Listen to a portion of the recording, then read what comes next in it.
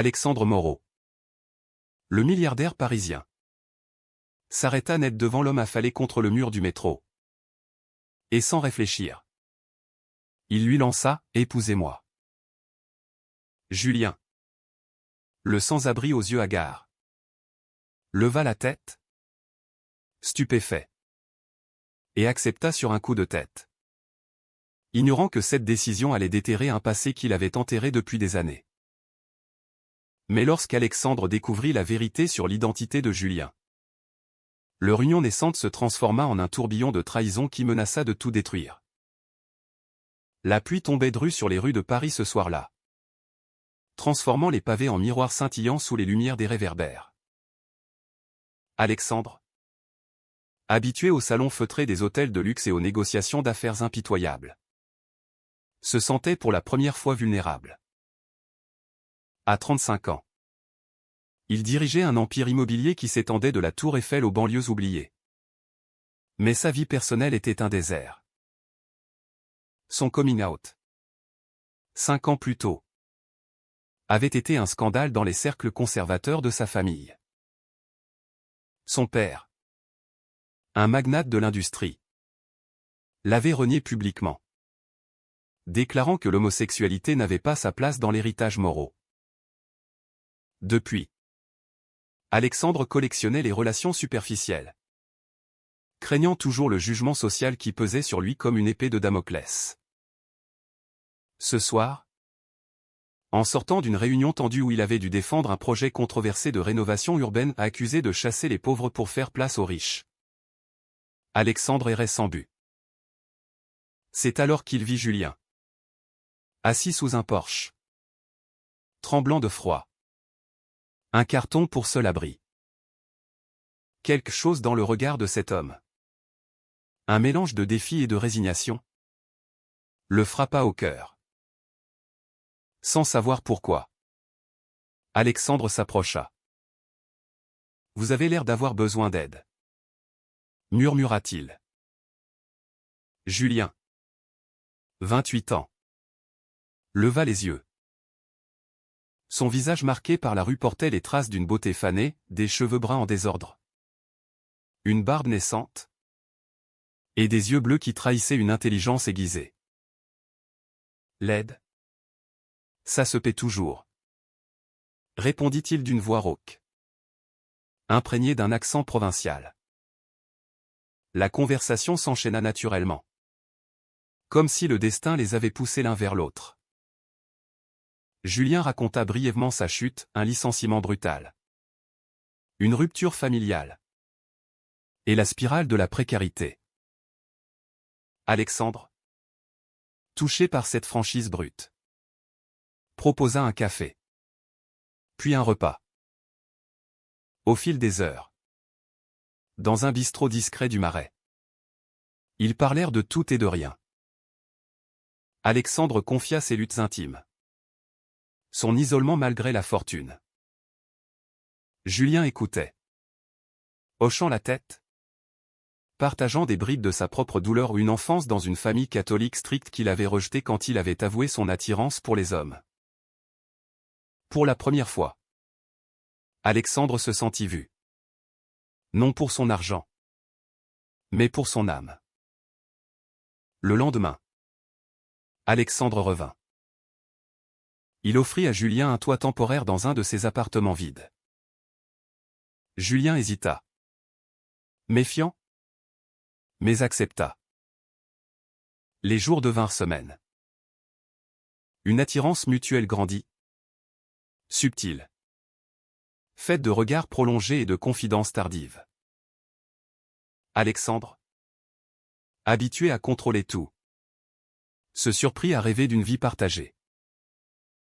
Julien, de son côté, luttait contre ses démons intérieurs, la peur de dépendre, la honte de sa condition. Pourtant, il se laissait porter, trouvant en Alexandre une ancre dans le chaos. Mais les fissures apparurent vite. La famille d'Alexandre, informée par des ragots, s'indigna. Sa sœur, Claire, Laplat, tu ramasses un clochard? Et s'il te vole tout? Alexandre défendit Julien avec ferveur. Mais au fond, il doutait. Était-ce de la pitié ou de l'amour? Julien, entendant ces murmures, se referma. Un soir, lors d'un dîner improvisé, il explosa « Je ne suis pas ton projet de charité. » Alexandre, blessé, répliqua « Alors prouve-le. Reste pour moi. Pas pour l'argent. » C'est là que l'idée folle surgit, le mariage.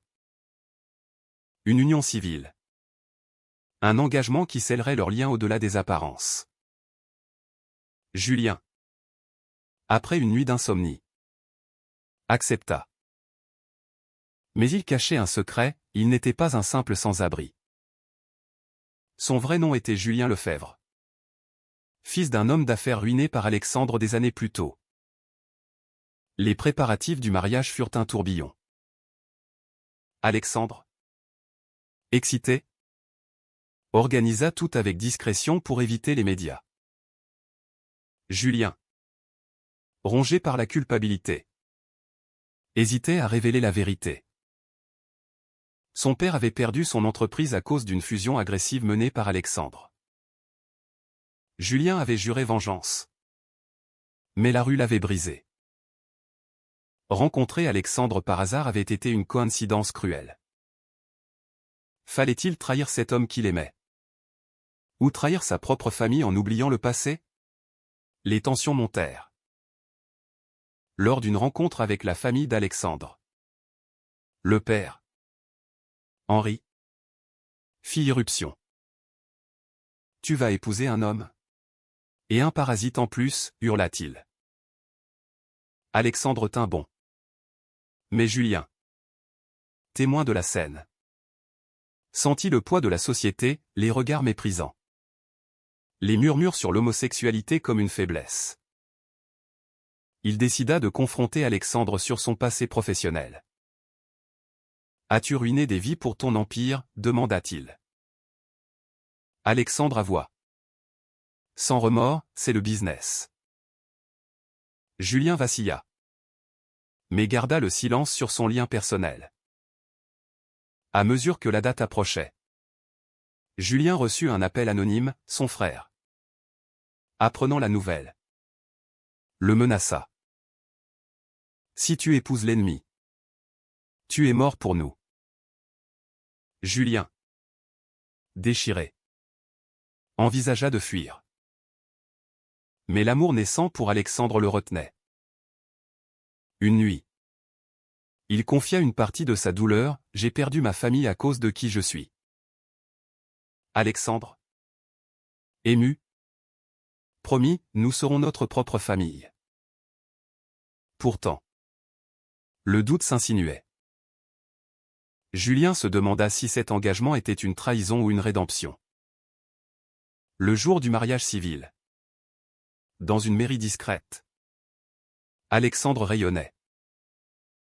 Julien, pâle, prononça ses vœux d'une voix tremblante. Mais au moment de signer, un homme entra, le frère de Julien. Furieux. Il te ment, cria-t-il. La révélation éclata, Julien était le fils de l'homme ruiné par Alexandre. Le choc fut total. Alexandre, trahi, annula tout. Julien s'enfuit. Le cœur brisé. Les jours suivants furent un enfer pour Alexandre. Il errait dans son appartement vide, hanté par les souvenirs de Julien. Comment avait-il pu être si naïf? La presse s'empara de l'affaire, titrant sur le « scandale gai du milliardaire ». Les actionnaires murmuraient, craignant pour l'image de l'entreprise. Alexandre, isolé, affronta son père, « C'est ta faute? Avec tes préjugés. » Henri riposta, « Tu as choisi ce chemin. Assume. » Pour la première fois, Alexandre questionna ses propres choix, avait-il ruiné des vies sans scrupules? L'amour fugace pour Julien l'avait réveillé à sa propre humanité. Julien, de son côté, replongea dans la rue. Plus perdu que jamais. Son frère l'avait accueilli brièvement. Mais avec mépris, tu as failli nous trahir pour un homme riche. Julien défendit son orientation, c'est qui je suis. Mais la famille, ancrée dans des valeurs traditionnelles, le rejeta à nouveau. Seul. Il repensait à Alexandre, était-ce de la manipulation ou un vrai sentiment? La société française, malgré ses avancées, portait encore des stigmates, les regards en coin dans les cafés. Les lois sur le mariage pour tous qui ne protégeaient pas des cœurs brisés. Alexandre décida de traquer Julien. Pas par vengeance, mais par besoin de réponse. Il engagea un détective, qui le localisa dans un foyer pour sans-abri à Belleville. Arrivant un soir pluvieux, Alexandre trouva Julien amaigri, fiévreux. « Pourquoi m'as-tu menti ?» demanda-t-il. Julien, larmes aux yeux. « Avoua, j'ai voulu te haïr. Mais je suis tombé amoureux. » La confrontation fut intense. Alexandre accusa, « Tu as profité de moi. » Julien rétorqua, « Et toi? Tu as détruit ma famille sans un regard en arrière. » Ils parlèrent des heures, déballant leur douleur. Alexandre confia son enfance sous la pression paternelle, forcé à cacher son homosexualité pour l'héritage. Julien raconta sa fuite de la province, rejeté par des parents catholiques qui voyaient en lui un pécheur. Leur dialogue révéla les maux de la société, l'homophobie latente, les inégalités sociales qui creusaient des fossés insurmontables. Alexandre proposa une trêve, aidons-nous mutuellement. Julien, méfiant, accepta un job dans l'entreprise, comme assistant anonyme. Mais les obstacles surgirent. Les collègues d'Alexandre, apprenant l'histoire, le jugèrent faible. Une rumeur de favoritisme circula, menaçant la stabilité de l'Empire. Julien, de son côté, luttait contre sa conscience, travailler pour l'homme qui avait ruiné son père était une trahison morale. Un soir, lors d'une réunion, un cadre lança « On embauche des clochards maintenant ». Alexandre explosa, défendant Julien. Mais cela ne fit qu'attiser les tensions. La relation reprit timidement. Des dîners discrets, des promenades le long de la Seine. Alexandre offrit à Julien un appartement. Mais ce dernier refusa, « Je veux mériter ma place ». Leur amour grandit, mais chargé de doutes.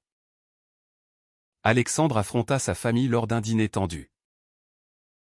Claire, sa sœur, tenta de raisonner, « Il te manipule pour se venger. » Alexandre répliqua, « L'amour n'est pas une transaction. » Henri, présent. L'achat, tu vas tout perdre pour ça. Alexandre choisit, il coupa les ponts, payant le prix de l'isolement. Julien, quant à lui, reçut une lettre de sa mère, revient. Mais change. Il refusa, choisissant son identité au prix de la solitude familiale. Mais un incident changea tout, un projet d'Alexandre, visant à rénover un quartier pauvre, menaça d'expulser des amis de Julien.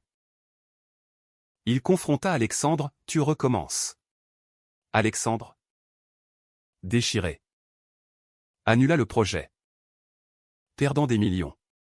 « Pour toi, » dit-il. Julien, ému, scella leur lien par un baiser chaste, mais passionné. Pourtant, la société ne lâchait pas. Un article anonyme révéla leur relation. accusant Alexandre de népotisme. Les actionnaires exigèrent sa démission. Alexandre lutta. Mais Julien, culpabilisé, proposa de partir. Non, répondit Alexandre. Nous affrontons ensemble. Leur union devint un symbole involontaire de résistance contre les normes. La crise culmina lors d'une assemblée générale. Alexandre, face aux investisseurs, défendit sa vie privée, mon orientation ne définit pas mes compétences. Mais les murmures sur Julien, qualifié de profiteur, pesèrent. Un vote le destitua temporairement. Perdre le contrôle de son empire fut un coup dur. Alexandre, effondré, accusa Julien, c'est à cause de toi. Julien, blessé, s'enfuit à nouveau, retournant chez son frère pour un refuge précaire. Là, il affronta son passé. Son frère, Marc, avoua, père s'est ruiné par ses propres erreurs. Pas seulement à cause de Moreau. Julien, choqué, réalisa que sa haine était mal placée. La famille avait projeté sa colère sur Alexandre pour masquer ses failles. Marc ajouta, et ton homosexualité? Nous l'avons utilisée comme excuse pour te rejeter. Julien, en larmes, comprit les dynamiques toxiques, la pression sociale qui forçait les familles à conformer. Au prix de l'amour filial. De son côté, Alexandre sombra dans la dépression. Seul dans sa villa, il questionna ses choix éthiques. Avait-il bâti sa fortune sur des ruines humaines? Il contacta d'anciennes victimes, dont le père de Julien, mort depuis. Apprenant la vérité ou une faillite due à de mauvais investissements autant qu'à sa fusion, Alexandre décida de réparer. Il créa un fonds pour les sans-abri. Anonymement. Julien, apprenant la destitution d'Alexandre, revint. Je ne te laisserai pas tomber, dit-il. Leurs retrouvailles furent émouvantes, marquées par des excuses mutuelles. Alexandre confia, j'ai tout perdu. Mais je tais-toi. Julien répondit, pas tout. Battons-nous. Ensemble. Ils montèrent un plan, Alexandre reprit des parts via des alliés. Julien témoigna publiquement contre les rumeurs. Mais la société riposta. Des manifestations anti-gentrification visèrent Alexandre, l'accusant d'hypocrisie. Julien, en première ligne, défendit leur couple, l'amour transcende les classes. Cela attira l'attention des médias progressistes, transformant leur histoire en débat national sur l'homosexualité et les inégalités. Les conflits intimes s'intensifièrent. Alexandre, stressé, reprocha à Julien son secret initial. Julien répliqua, et tes mensonges par omission sur tes affaires? Leur relation oscilla entre passion et dispute, chacun payant le prix de la vulnérabilité. Alexandre perdit des amis conservateurs, Julien. Ses illusions sur la famille. Un tournant vainquant Henri, le père d'Alexandre, hospitalisé pour un infarctus, appela son fils. J'ai eu tort, murmura-t-il. Vis ta vie. Alexandre, réconcilié partiellement, invita Julien. Henri, face à lui, s'excusa pour les ruines passées. Julien pardonna. Mais pas sans condition, changez votre vision du monde. Fortifiés, ils affrontèrent le conseil d'administration. Alexandre, avec Julien à ses côtés, plaida sa cause. Ma vie personnelle est mienne. Le vote tourna en sa faveur. Mais au prix de concessions, plus de transparence sociale dans l'entreprise. La victoire fut amère. Alexandre reprit les rênes. Mais changé. Il intégra Julien comme conseiller social, transformant l'Empire en force pour le bien. Leur relation s'approfondit, faite de compromis quotidiens. Pourtant, les cicatrices restaient, la méfiance latente. Les regards publics.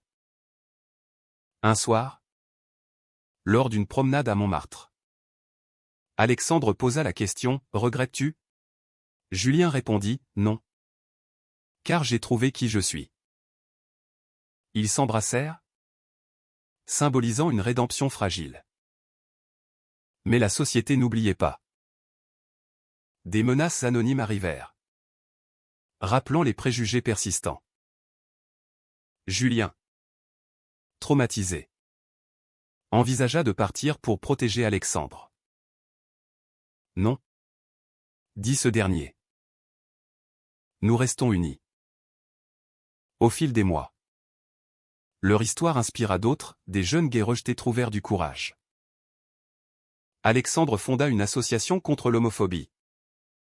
Julien y contribua, payant le prix de l'exposition publique. Pourtant, un ultime conflit surgit. Le frère de Julien, jaloux, révéla des détails intimes à la presse. Le scandale éclata à nouveau. Alexandre, furieux, confronta Marc, « Tu détruis ton frère par envie. » Julien, déchiré, choisi, il coupa les ponts définitivement avec sa famille, optant pour une nouvelle vie. Le couple, renforcé, organisa une cérémonie symbolique, entouré d'amis acquis. Alexandre murmura, « Nous avons payé cher. Mais ça valait la peine. » À travers les épreuves, ils apprirent que l'amour exige des sacrifices, abandonner la vengeance pour Julien, l'arrogance pour Alexandre. La société évoluait lentement. Mais leur choix personnel défiait les normes. Est-il juste de cacher son passé pour construire un avenir partagé ?